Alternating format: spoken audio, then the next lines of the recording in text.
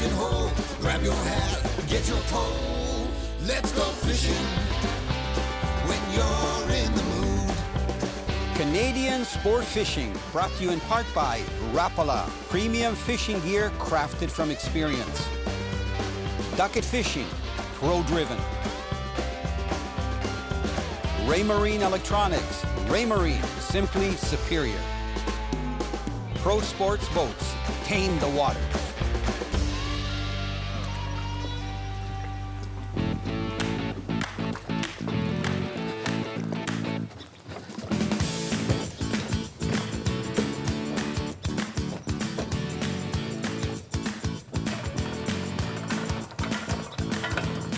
You know, we've got a beautiful fall morning.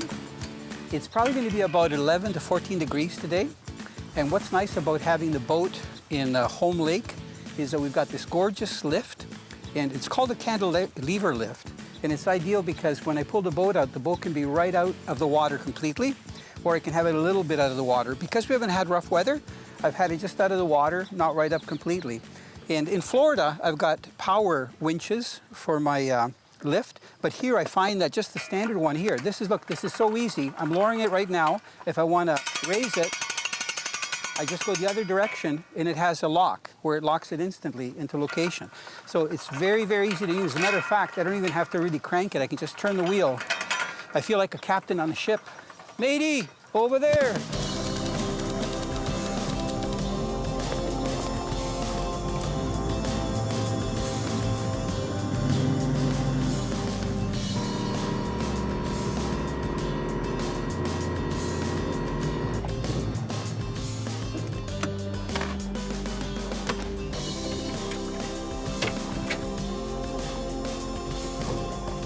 We had a short, pleasant run out from the lift, and it's a little bit windier than I thought it would be. It was supposed to be like 5 to 6 mile an hour winds. It feels more like maybe 10, 11.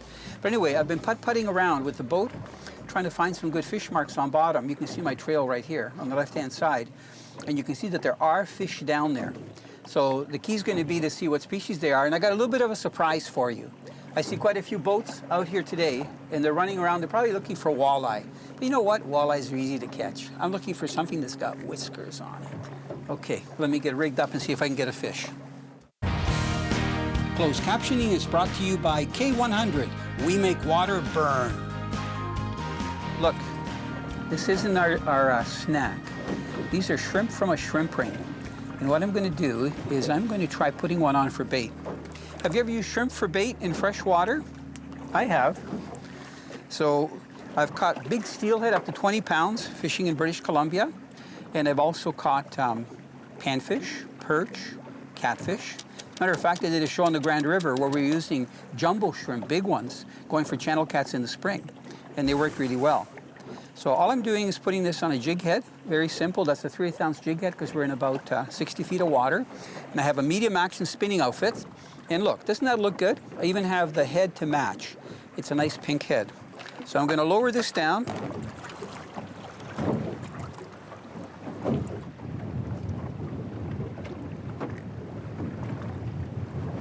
Wow. I thought it was going to be a lot calmer, and that wind actually picked up. This is the first fish. Let's see here if it's got whiskers. That's what we're going for today. I'm reeling them in slow because they're coming up from 60 feet of water. You know what? They fight much like a walleye. Yeah, it's a small one, but it's a start. Let's explain to you the difference between the different catfish. He's not hooked very good, which is good. There. So the way I'm holding it is really important. Now this is a young one, so you can see it's got kind of spots.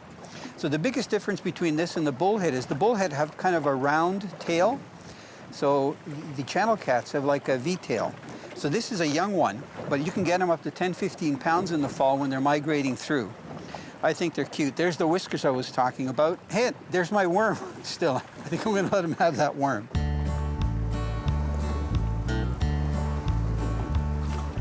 You know, to me, electronics in the boat is really, really important. And what I've done, even in the past, I've tried to isolate the power sources for my electronics. For example, for cranking the motor, in my instrumentation, I have a cranking battery. For my fish finders, and for my power poles, and for the Scotty downrigger, I have a dedicated battery. And then for the front, for the electric trolling motor, I have a dedicated battery. And I don't have to worry about the battery for the large outboard, because when I'm running the outboard over, let's say, 4,000 RPMs, it actually charges the battery, the cranking battery. So, but I do have chargers for the other two batteries. And what I want to talk about is charging lithium batteries, because this year I'm very fortunate because I'm running lithium batteries. They're amazing. This is a 124-volt battery. It's actually 25.6 volt, 100 ampere hours.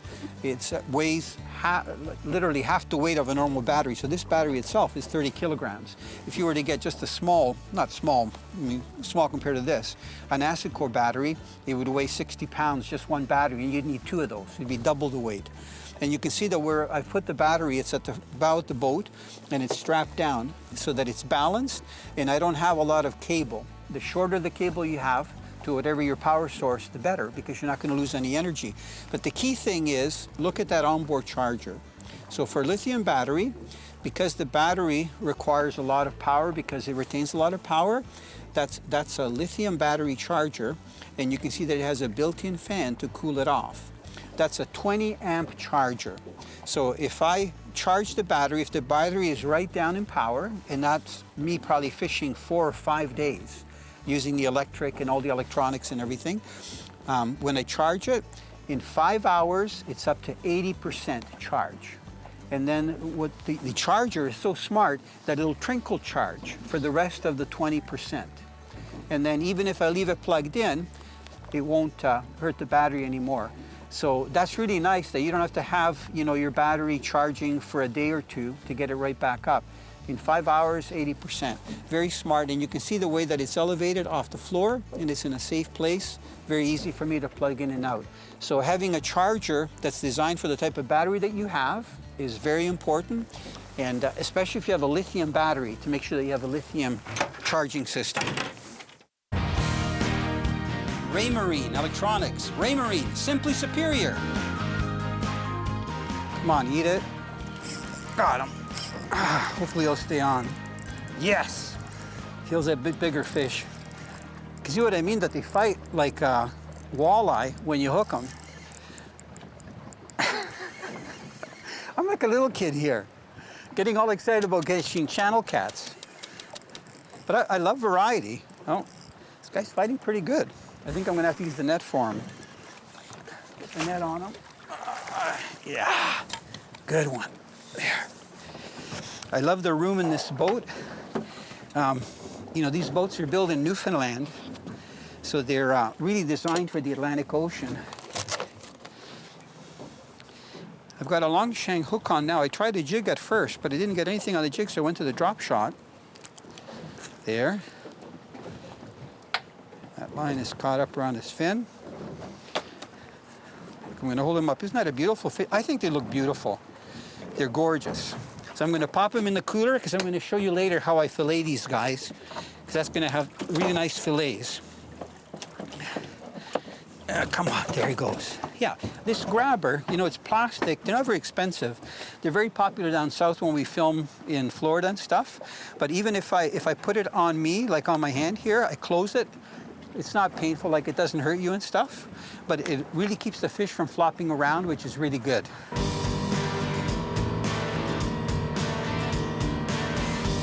Okay, I've got my stash of shrimp here. You know the advantage of having these in the boat? If you're not catching fish and you get hungry, you can always eat shrimp. Now this is a long shank hook. I think they call it a Carlisle hook. So it's kind of perfect because you can put the whole shrimp, look, right up. I'm gonna try to slide it past the eye. There. Frustrating.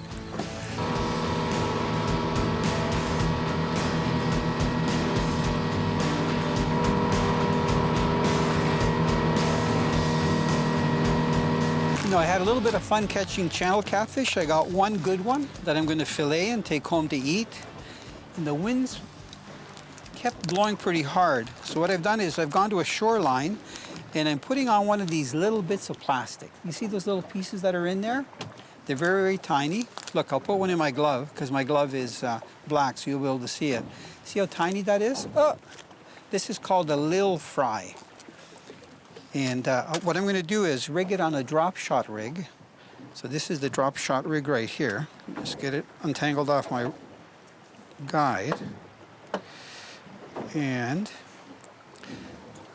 so I've got my weight on the bottom and about, I'm going to say 8 inches up.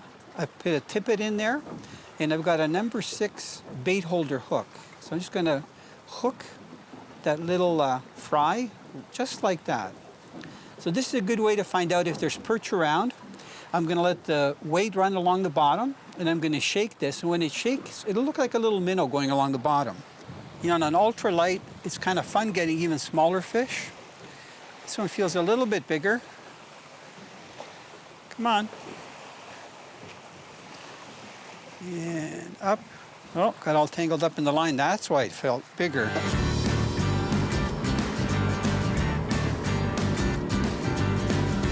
A big man fishing for small fish.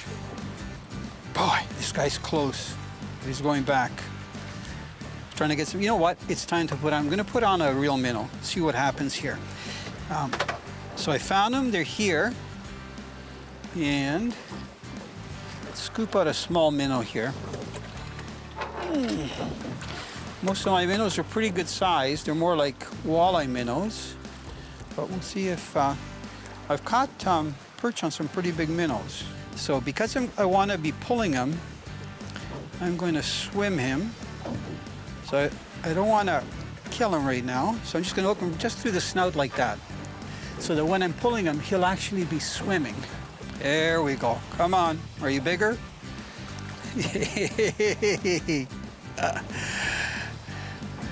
Another keeper.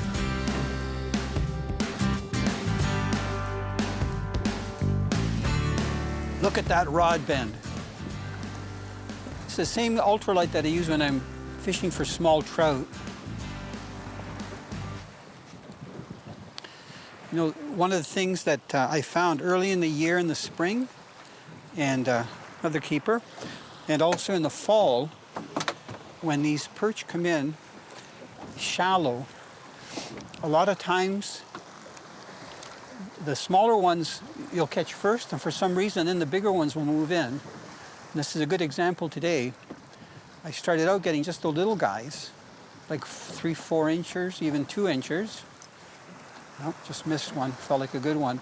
And then for some reason the bigger ones, I don't know if they came in from slightly deeper water, like 10 feet, or whether they were here but just weren't active. Very interesting.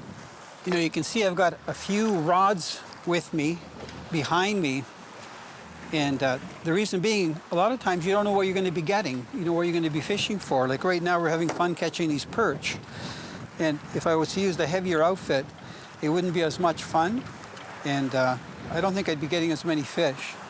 Nice little keeper. So one of the ways that I like to keep my outfits, whether I'm fishing from shore or even carrying them, is with this carrier, which is ideal. You can see I've got one of my trolling lures ready there on my bait caster on the trolling rod. I've got another ultralight with a small jig and a plastic grub. I've got a couple of spinning outfits. So this is a really handy carrying case where I can take all different size rods from 7.5 feet right down to 5 feet.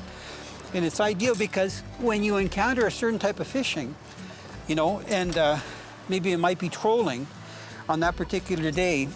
I know a lot of times I've made my plans to go out and to do a certain type of fishing, like casting crankbaits, and the fish just aren't in the areas where I was planning on fishing. So I end up targeting other species of fish that I have found. And if I have a nice assortment of rods with me, about 4 or 5 I find is perfect. You know, a lot of tournament fishermen will have a lot of rods that are very similar because they've got each one rigged with a certain lure for a certain presentation. But what I find is that when I go out, I usually have rods that are all different, from ultralight right through to like heavy duty, almost trolling rods that I control for larger fish. Rod Runner Canada, grab and go fishing.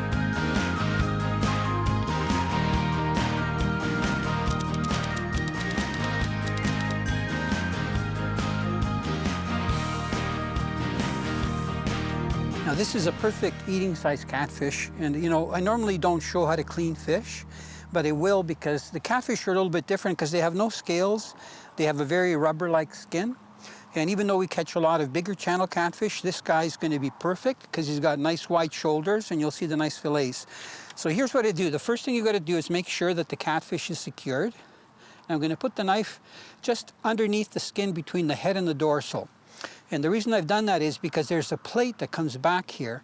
So I'm going to slide my knife up, and I'm going to come up just in front of the dorsal fin, just like that. Okay, I'm going to go down now to the vertebrae. Once I'm down to the vertebrae, I'm going to very carefully take the fish and break the vertebrae. Okay, so that's probably as painless a death as you can give a fish, especially a catfish. Also, it's going to give you a bit of a grip when you go to clean the fish. The next thing that I do is I take my knife and I go down each side of the vertebrae with the knife pointing upwards, and I go right down the back to the tail. I do the same on the other side. So I just go just underneath. Don't have to go too deep. All the way back, down. I do the same thing down here, all the way down to the pelvic fin, just like that. And then from the pelvic fin, right down to the anal fin, and down to the tail, just like that. I repeat that on the other side. So I just go down here, and helps to have a nice sharp knife. You can see I'm not using too big of a fillet knife. I'm going all the way down, just like that. Next step is just to go under both sides where the skin starts. Just give yourself a bit of an edge. I'm doing that on both sides of the fish. Because what I'm going to do next is get my pliers, and I'm going to grab the skin, and I'm going to pull and take the whole side of fish off. How's that? Okay, so you can see the nice fillet there. I'm going to turn the fish over so I can get a grip. These pliers are nice because they've got a beak. When I say a beak here, this is the beak right here that you use if you're taking a split ring off. So now I've taken the skin off both sides. The next step is going to be to separate the fillet. So this is where I take my knife and go right down the vertebrae. They have such beautiful meat, and they're so sweet. Their flesh is so tender. You know, I tell people that in the US, fishermen really appreciate catfish. In aquaculture, they raise more catfish in America than all the different fish species combined when it comes to aquaculture. And Americans especially, you know, fish for all the different species of catfish because they're such good eating. So there's the rib cage there. I'm going to just rinse this off in the lake water. And you're going to see how nice these fillets are. So if you look at this fillet, there's no T-bones. This is perfectly boneless. Look, isn't that a nice fillet?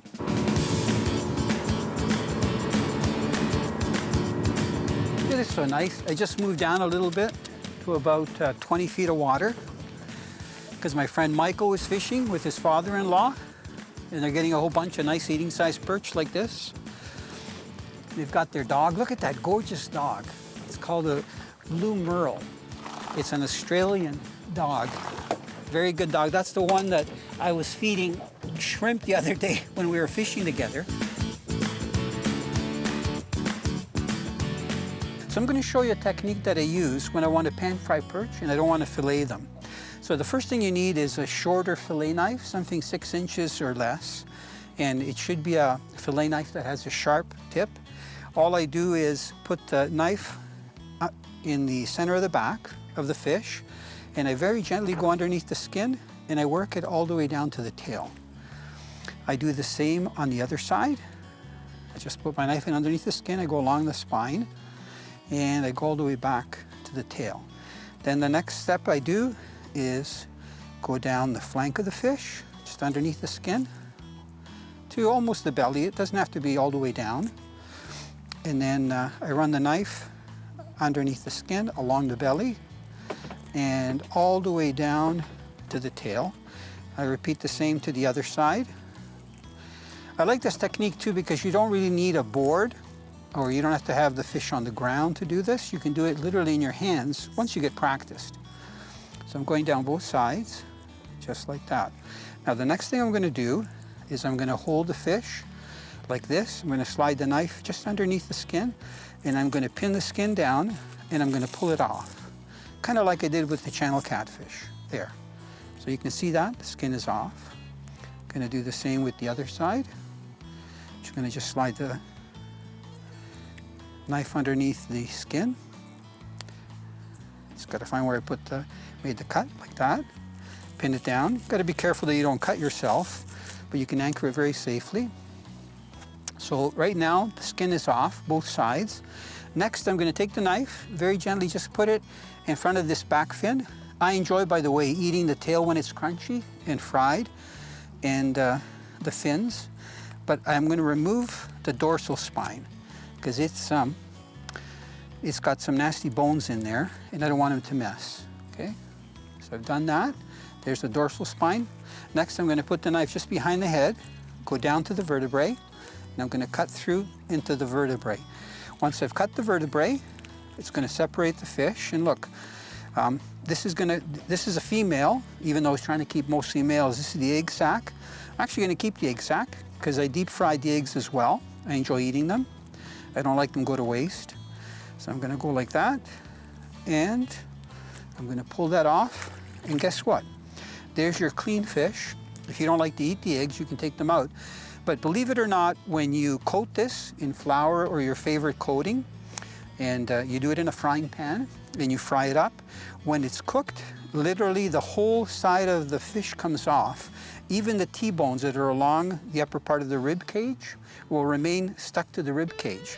So you don't lose any meat, and the same to the other side. Isn't that a quick and easy way to clean some of the smaller panfish?